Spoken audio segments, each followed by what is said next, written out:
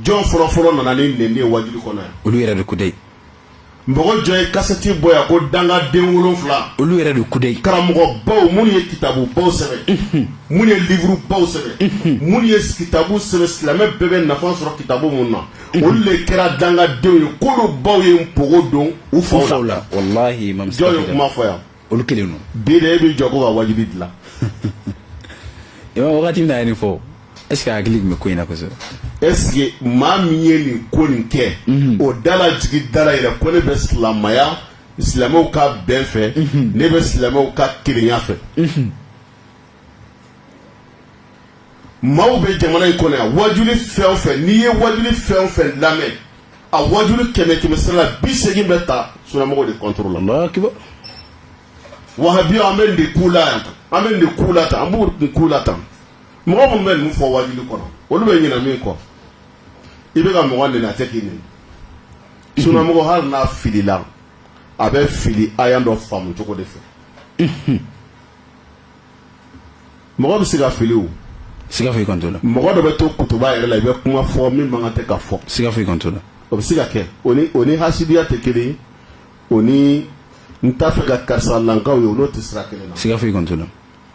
mais dɔw bɛ plateau yɛrɛ de sigi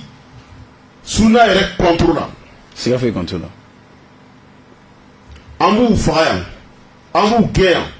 an b'aw ka diinɛ siya tunu yan i n'a fɔ olu yɛrɛ de ta ye Mali ye i n'a fɔ olu ta de ye Mali ye Allahu akbar k'a sɔrɔ olu bɛ ɲinɛ min kɔ e bɛ nin kuma min fɔ e b'o fɔ dabara min na o dabara tigi ɲɔgɔnna 100 de fana sigilen don a tɛ ka kuma siga foyi kɔnto la a b'o o fɔbaga ninnu caman kɔnɔ ko jama min b'u kɔ ko jama in o de bɛ se k'olu protéger o jama in olu de ɲɔgɔn tɛ yen bɛɛ k'i yɛrɛ nɛgɛ o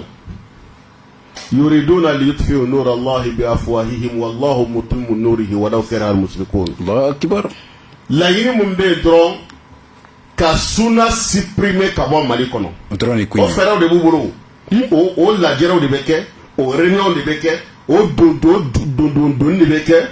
ka se ka fɛɛrɛ dilan an bɛ mun kɛ sunamɔgɔw la i bɛ mɔgɔ 100 jɔ wajulikɛlaw la i b'a sɔrɔ a bɛɛ bɛ baga sunamɔgɔw de ma Allahu akbar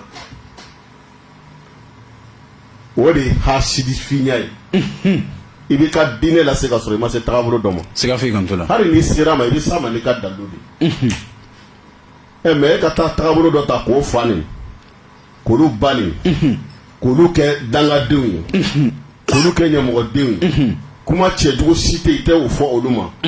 ko e bɛ ka Ala ka diinɛ lase